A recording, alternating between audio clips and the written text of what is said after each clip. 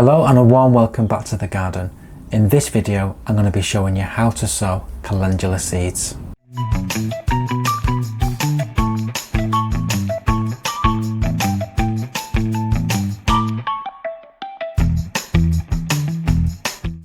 Who can resist the beautiful bright flowers of the versatile calendula? I know that I certainly can't. It's actually one of the oldest cultivated flowers, having been grown for centuries for its medicinal, culinary and ornamental properties. The calendula belongs to the Asteraceae family, with Calendula officinalis being the most commonly grown species. Mainly grown as a hardy annual, in warmer climates it's actually grown as a short-lived perennial. And it has some interesting common names, from the poet's marigold, the pot marigold, the English marigold and Mary's gold. Although some of these common names include the word marigold, it's not to be confused with the Tagetes genus, which includes plants like the French marigold and the African marigold. All calendulas are unfussy plants, so apart from regular deadheading, they're pretty much quite low maintenance. Thriving in well-drained soil, in full sun, they can also welcome a little bit of shade during the afternoon, particularly during a hot summer. Seeds can be sown direct in the spring or in the autumn, and they can also be sown in pots and planted out as larger plants. And that's what we're going to do. We're going to grow them in these trays and plant them out into containers. Now I've got 3 varieties I'm going to be sowing this year, and one of which is one that we grew last year called Indian Prince. Now last year we had some beautiful flowers from these, and we grew them in the pots, one either side of where the steps go to our summer house, and we're able to get some seeds from these. So the seeds I'm going to be sowing today are actually the seeds we collected last autumn. So it's even better when you get your own seeds, because you have more of a sense of achievement that you've grew a plant, you've collected the seeds, and then you've grown it on for a successional generation of plants. So I'm just going to open this seed packet, and I really do find the seeds of calendulas really interesting. They never fail to ignite my sense of fascination, because they look a little bit like fossilized little creatures, and they're just a fascinating shape. So I'm just going to use these module trays that I've got, and I'm just going to sow one in each module. So in it goes, just one.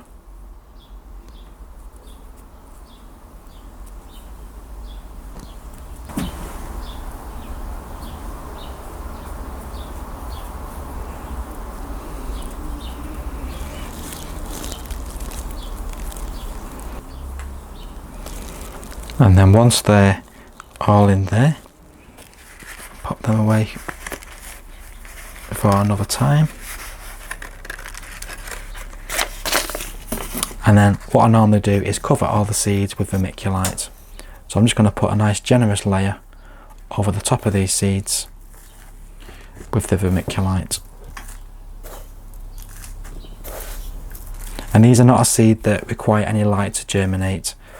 So you can cover them with compost, with grit, with vermiculite, but they do need to have a layering of something, because they need to exclude the light, and that helps with germination. So I'm putting quite a liberal layer of the vermiculite over the top of these.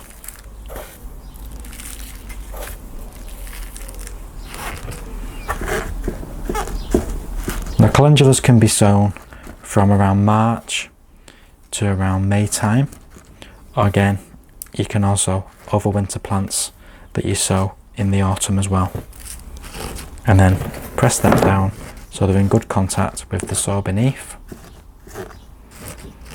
and then we can pop that to one side, and then when they're all finished I'll give them all a really good water.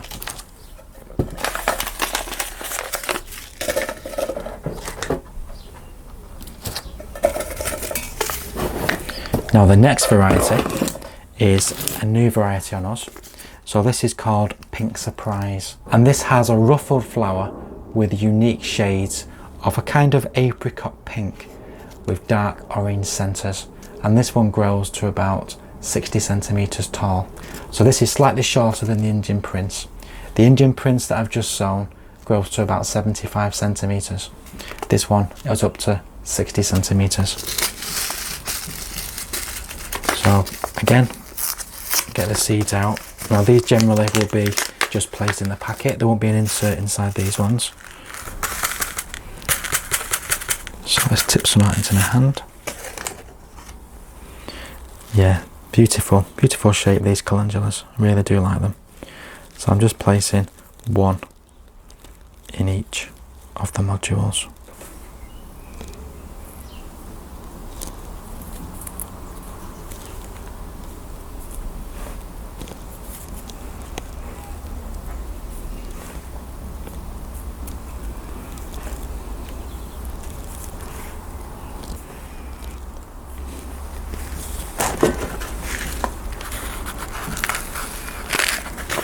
All them, and then, like I said before, a good generous layer of vermiculite over the top of each one.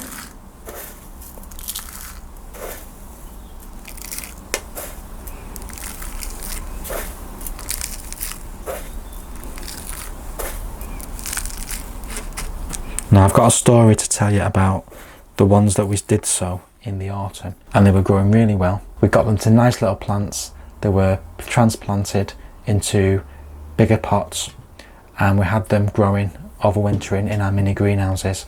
But unfortunately, we had some very, very bad winds through the winter, and one of the mini greenhouses literally got blown over, and obviously all the plants inside went down with the greenhouse. So a lot of plants were lost during the winter, during those bad winds that we had. So I'm going to be sowing more to replace some of the ones that we didn't get to keep. So it's just one of them things.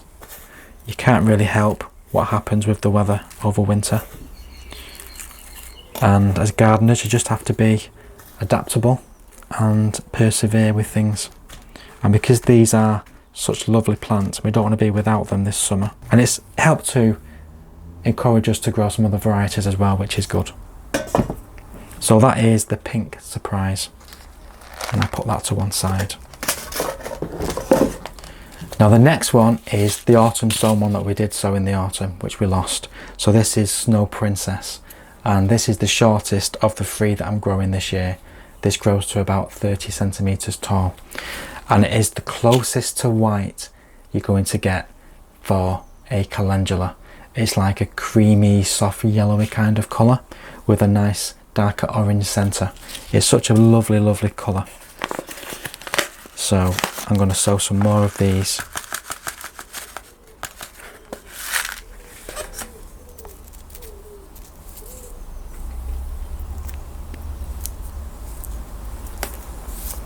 And again, I'm just going to be sowing one per module. And it's fine if some of them don't germinate, because the modules that don't have any germination in, I can always just re-sow another in that as well. But the idea of sowing in modules, to me, is that you grow one plant per module, and then once that plant is big enough and it's filled its little module space, we then pop it out, put it into a pot, and there's none of this separating out. And I find that the easiest thing to do.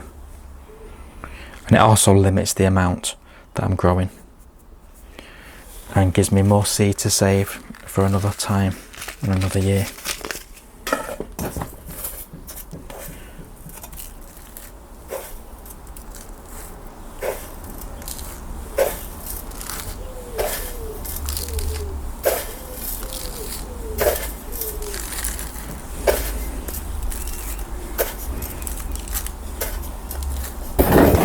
And give them a nice press down.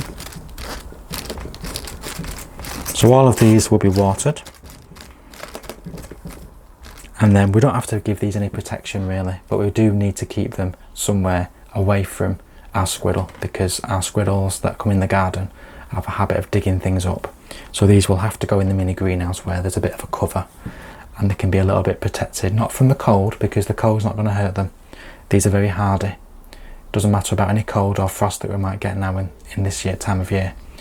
We're just going to place them in there for the purpose of protecting them from the squirrel, which is the only way we can do it. So when these have germinated and they are growing on nicely, and you can start to see them outgrowing the little module space, we'll then pop these out and place them into slightly larger pots. And then once they grow on a little bit further from that, they should be big enough then to plant in the final flowering position, which in our case will be in containers. Now the uses of calendula is quite vast. They can be used as a salad, so you can take the petals off, you can even take the leaves off, and you can add them to salads and enjoy the rich colours and add some vibrancy to your salads, and also to increase the flavour and the taste. The flowers can also be used in a medicinal salve, so you can steep them in oils and use them as a type of ointment for skin. And a wide variety of skin conditions can actually be alleviated using the oils from the calendula. And this has been done since the Middle Ages, so it's going back a long time that these have been known to be very useful. It can be used to attract beneficial insects when you grow it amongst your vegetables and your fruits, and it can also be used as a aphid trap. Because the leaves and the flowers are a little bit sticky, it can trap aphids, and that can prevent them going on to your other vegetables and fruits. So it can be used in that way as well. And of course it has quite a good vase life of around a week, so it makes a really good cut flower. And with the kind of flowers we're growing, we've got the almost white, the apricot, and then the vibrant orange.